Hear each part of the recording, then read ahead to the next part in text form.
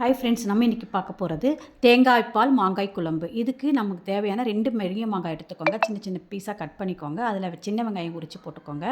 Plus காஞ்ச மிளகாத்தூள், உப்பு, மஞ்சத்தூள் போட்டு ஒரு கொஞ்சம் எண்ணெய் ஊற்றி பெசரி 10 நிமிஷம் ஊற வைங்க. இதுக்கு நடுவில் 2 பெரிய தேங்காவில் பாதி தேங்காய் எடுத்துக்கோங்க. தேங்காய் பால் 2 விதமாக எடுங்க. ஒன்று வந்து ஃபஸ்ட்டு வர திக்கா பாலை தனியாக வச்சுருங்க.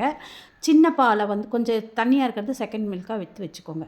இந்த 10 நிமிஷம் ஊறின பிறகு இந்த செகண்டாக வச்சுருக்க தேங்காய் பாலை எடுத்து ஊற்றி கொதிக்க வைங்க. ஒரு 10 நிமிஷம் கொதிக்க வச்சுட்டு அதுக்கு நடுவில் தாளிப்புக்கு ரெடி பண்ணிக்கோங்க. கடாயில் கடுகு, கொஞ்சம் சீரகம், கொஞ்சம் காஞ்ச மிளகா, கொஞ்சம் பெரிய வெங்காயம் நல்லா வதக்கிட்டு அதில் கொட்டி மறுபடியும் கொதிக்க வைங்க. கொதிக்க வச்சு ரெடி ஆன உடனே இந்த ஃபஸ்ட்டாக திக்காக வச்சுருக்கீங்களா தேங்காய் பாலை, அதை மிக்ஸ் பண்ணி ஊற்றுனீங்கன்னா ஒரு நல்ல கிரேவி பதத்துக்கு தேவையான உப்பு போட்டு கரெக்டாக வச்சுட்டு கொஞ்சம் கொத்தமல்லி தூவி விட்டால் சுவையான தேங்காய் பால் மாங்காய் குழம்பு ரெடி ஆகிடும்.